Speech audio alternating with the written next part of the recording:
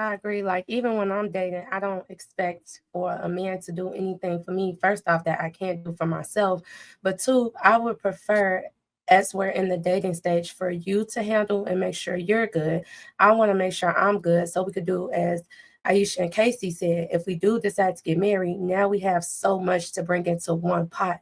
I would rather that's the way I would rather it be done. I don't want to touch your resources and do anything like that because like she said, it's changed. The economy has changed. So I think that would be my ideal way of dating. And then when we're in a marriage, let's put everything in one pot. Because I don't like the fact that I've seen a marriage where she's like, "Oh, I can't do this because I don't have money." But I'm like, "Y'all married. Why don't you ask your husband?" Well, I don't want to ask him for anything. And it's like, dang, like I don't want to be in a marriage like that.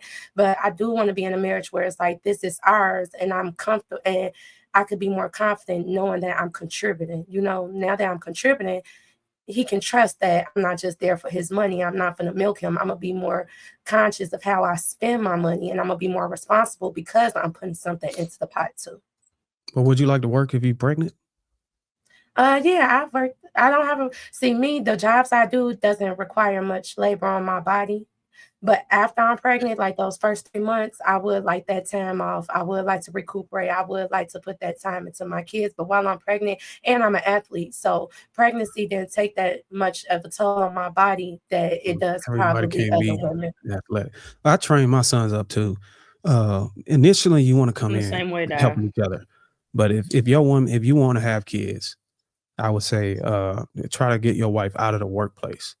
If you're gonna start having kids and having her, because I'm gonna train my sons to have the woman take care of the kids at home while you work. So just give yourself a grace period or some time to develop some tenure or some experience so you can level up enough and to be or but level down the Darwin, lifestyle.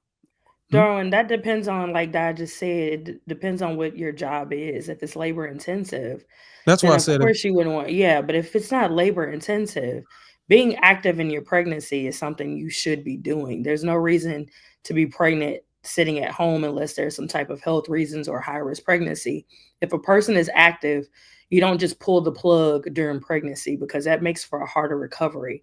I've had 2 kids and I was an athlete all my life and in fitness. And so I worked until 34 weeks and I drove with my first kid for until 41 weeks. I was driving, shopping. It gave it gave me brain clarity and less brain fog to get out and get fresh air and walk the dog and go to the grocery store and work. Um, and then when I wasn't working, I was still moving around and active. I wasn't just sitting at home. So, but well, yeah, I understand Yeah, that. yeah, I That's worked why. till I was literally the weekend that I got off. I'm like, this is my off day. Boom, baby came. but after my second, I did take 9 months off, and I was blessed for my husband to be able to take care of us in that time. And so, like I said, it's always a requirement of that family and what that family needs, and the individual person, and like the relationship between the husband and wife. Right. Essentially, that's what I'm saying. I like when my wife had both of my sons. She went to the gym. She didn't work. You know what I'm saying? I made sure before she got pregnant that you know what I'm saying. And I had already established a lifestyle that I could afford alone. Maybe a year and some change before we started working on a child. So I came from an angle of being proactive, knowing that this is what we want and this is the assignment. Okay, now I'm here. You can go ahead and start transitioning out of the workforce and start preparing your mind and your habits and you know your natural things you do every day for being at home because this is where you're gonna be at. And that's what I mean by training. I'm not saying you just got to sit on the couch. Take your ass. She got to take her ass to the gym for sure. You see my wife, so yeah. So it's not a matter of just becoming a couch potato. It's just a matter. I think that men should, at some point into the marriage, and I'm glad Angie put the contrast there. That hey, look, marriage dating. At some point into the marriage, you should be wanting to get your wife from underneath her boss, and you should be her only boss at that point when she's taking care of your children, especially.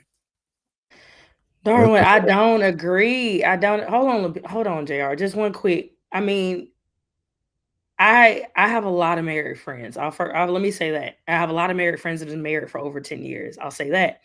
A lot of married friends that have kids that are under 7 years old, under 7.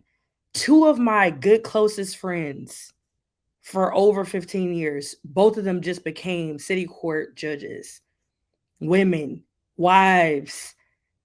They work, they are extremely successful. Their kids are taken care of. Their husbands have amazing careers. You have like it has to be what is, like Aisha said, it's to that particular family and what they have going on with their situation. Yes, your husband can make 200,000, but if you're bringing in 150 or to another 200,000, then what are we talking about? We're not talking about the same thing. Like, that's two different lifestyles. So you can do that if you choose to, if it works for that family. But if y'all have a certain goal set in mind and a certain lifestyle that works, where you're able to contribute to the house as a woman and as a wife, and taking care of the kids and making sure the kids are good, and still be in your career, because their husbands married them and met them in college. So they already knew, okay, law school, they already knew what the trajectory was for where they were going. And so they married them based on that premise of who those women wanted to be and who they were going to become. But I know them like more than that, so many more women, real estate agents, like women that work and bring in a significant amount of money and have children. It is possible, and it is not the man making them go to work. It's not the man fighting with them to put the children first or the family first. I think it just depends on that particular family. My mother did both. She stayed home for 12 years and then she went to work. So I've seen both sides of it. I Yeah, think it's I'm not whatever's discounting. required for that family. Right, and we're saying the same thing. I'm not discounting anybody else's family. That's just how I'm training my sons. And I know people that have high accolades that's higher than city court judge. Like one of my wife's friends in the mom group is the queen of the mom group in the city. I think that's better than city court judge. Being the leader of the mom group to tell what park you're gonna go walk the kids at, that's way better than being a city court judge.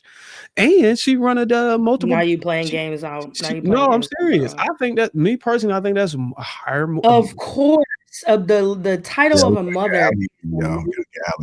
I mean, I'll just keep mine short. I didn't resonate with that video whatsoever. Speaking from my perspective and my experience, I agree with Aisha. It's ludicrous, everything that was coming out of her mouth. I actively choose not to surround myself with women who act like that. I run into them all the time. They just want to go out and find guys to provide for them left and right. It's embarrassing. It's embarrassing. It's toxic. We shouldn't let people be around people like that. So no, I don't resonate with that at all, what that message was. So no, it's gross.